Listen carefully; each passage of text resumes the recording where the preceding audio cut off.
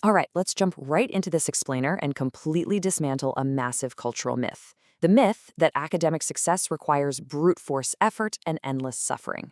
For decades, right, the narrative has been that the student who sleeps the absolute least and suffers the most gets the best results. But when we actually look at the cognitive science, it turns out the story is completely different.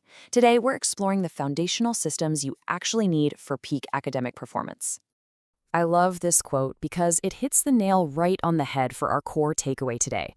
It's all about treating a heavy academic workload not as some brutal test of willpower, but as a design problem to be solved. High performance isn't about having a superior intellect or ironclad discipline. It's actually just the byproduct of a better system. Think about it. When we compare just raw, unstructured effort to a real system architecture, everything clicks. Unstructured effort, those 12-hour library marathons fueled entirely by panic and iced coffee, might give you the illusion of productivity, but it delivers a fraction of the actual output. System architecture, on the other hand, aligns perfectly with how the human brain is genuinely wired to encode information. So here's our blueprint for today. We're going to break this performance architecture down layer by layer. First, your biological foundation, then the cognitive layer, up to the operational layer, and finally, engineering exam success. Let's get to it. Starting with part one, your biological foundation. Because honestly, you simply cannot build high performance on a broken foundation. If you want to optimize your brain's output, research shows you've got to lock in these non-negotiable biological baselines.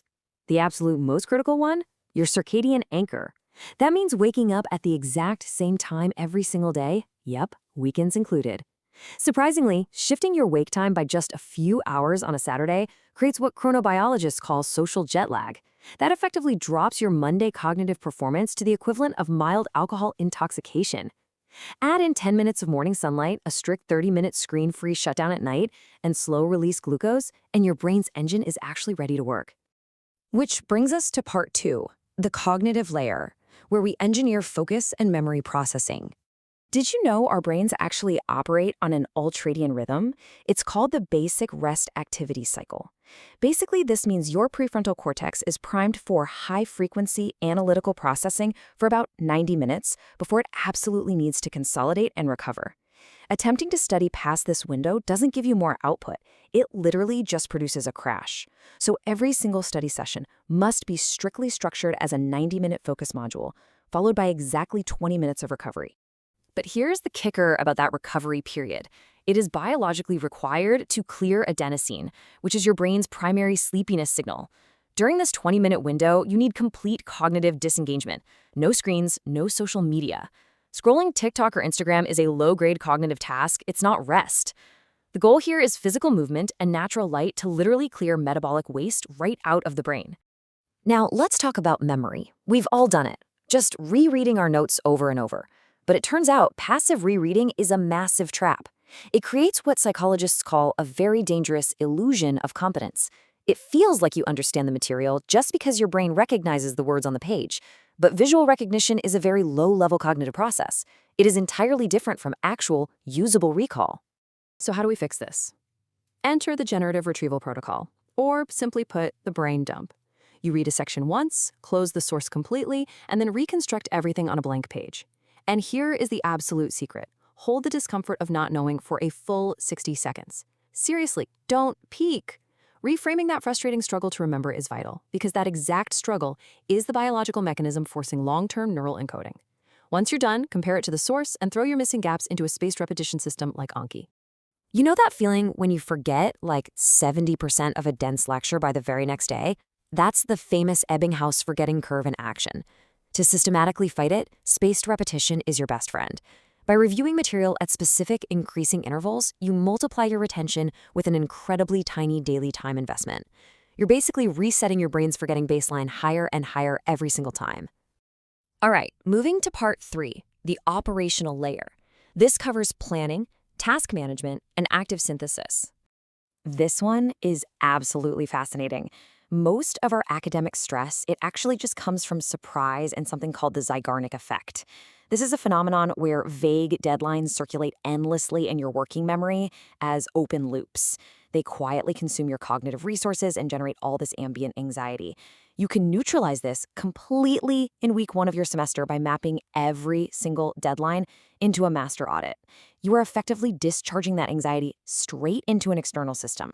And to beat procrastination, we use a literal game changer, the 2-hour rule. If something takes longer than 2 hours, it's not a task anymore, it's a project. You see, your brain's amygdala interprets massive, ambiguous projects as a literal threat. It triggers a subtle avoidance response that you usually just experience as, I just don't feel like starting. Breaking down massive projects into sub-2-hour chunks totally bypasses this threat response. Now look at how we take notes. Studies show that transcribing a professor verbatim completely bypasses your comprehension. Instead, using a 3-zone layout transforms your notes from passive transcriptions into an active retrieval system. You synthesize the meaning in the logic zone, write self-testing questions over in the inquiry column, and then you force yourself to compress the entire lecture into a brief summary at the bottom within 24 hours.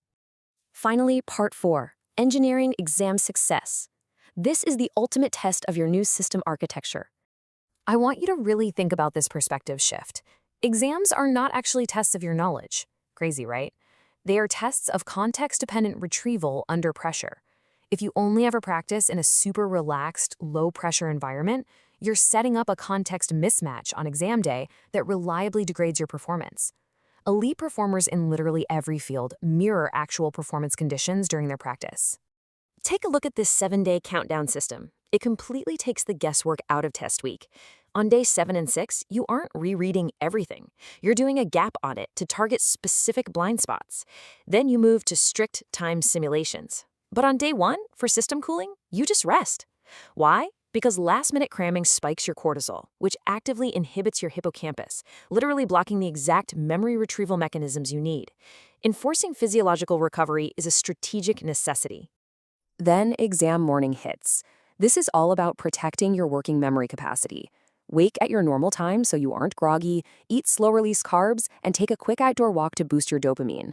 And this is crucial. When you arrive, absolutely refuse to discuss the material with anyone. Pre-exam anxiety is highly contagious, and listening to other students catastrophizing will only spike your cortisol before you even sit down. Okay, so how do we actually do all this without completely overwhelming ourselves? You build this compounding architecture using a 30-day integration plan.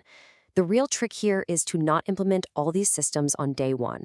Implement just one protocol per week to guarantee it sticks. Start with your focus foundation, move to memory, then planning, and finally cement your biological infrastructure. The compound effect of these small architectural changes, it is massive. A 1% improvement in your focus, your memory, and your biology, applied consistently across the semester, will fundamentally rebuild how you learn. So as you prepare for your next semester, the question really is simple. Will you keep grinding, or will you start engineering?